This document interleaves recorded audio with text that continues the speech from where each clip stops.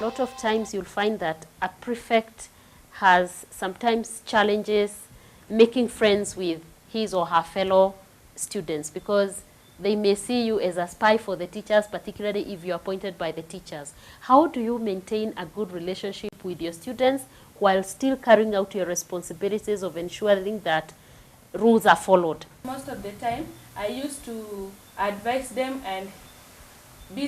but sometimes I used to be strict on them when it comes on matter of time management, because sometimes you can find them maybe they're wasting time. So I used to go there and tell them to do what is required, and through this they were able to do all their homeworks and everything. So they find it that I was helping them much. That's why they used to be so close to me.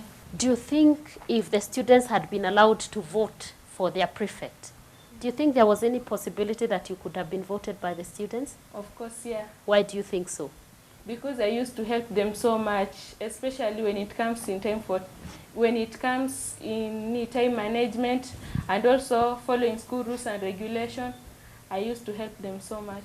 Daniel, do you feel you played your role very well as a class elder? Yes, I do. What makes you believe you did? When I was because I've said we were in an office where the class elders used to meet and the students could come for guidance. I could meet, I had a lot of commitments from many students.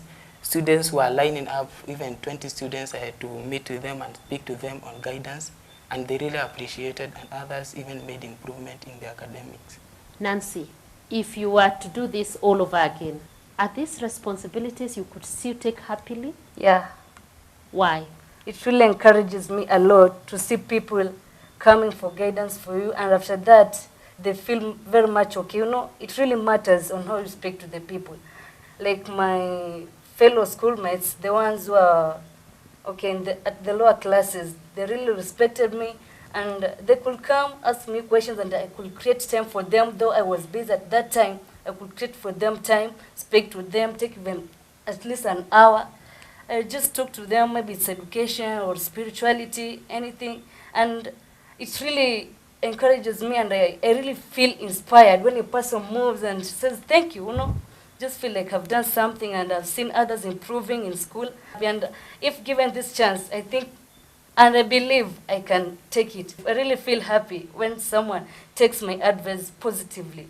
Mercy, you just told me that the teachers picked on you because you were very energetic and you were also a very responsible person.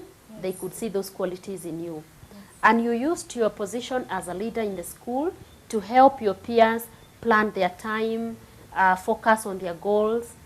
And the question that is running in my mind now is, you gave out a lot to your peers.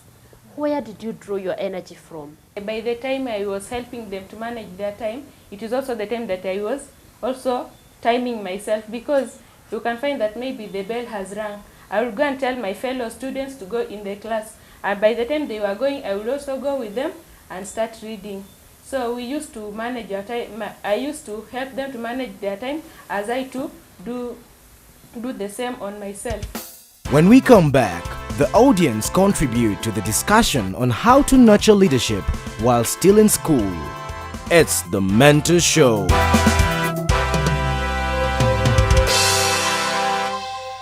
Leadership is formed at our youthful stage. It is not when we are old. In fact, old people don't create history. Those who lead their peers when they are young, they are the ones who eventually become the leaders. And therefore, I would urge our young people not to lose an opportunity to provide leadership.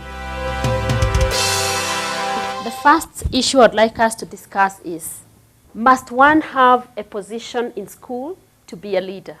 Do you have to be a prefect, a school captain, a class elder? I believe that a leader is one who knows the way, shows the way, and follows the way. You don't have to be a prefect to do those things. The best thing is having the responsibility cultivated in you, being disciplined, and that way you can be a leader without having a title or being a figure in your school at all. Leadership is about yourself. You know yourself. If you are a leader, you don't have to wait for somebody to appoint you. If the position for leadership in your school have already been granted by the teachers to other students, you can initiate your own group, because if you wait to be appointed, you can wait for a long period without being appointed, and you see you'll be a figure with a leadership quality, but they are not used. So it will be a resource not used.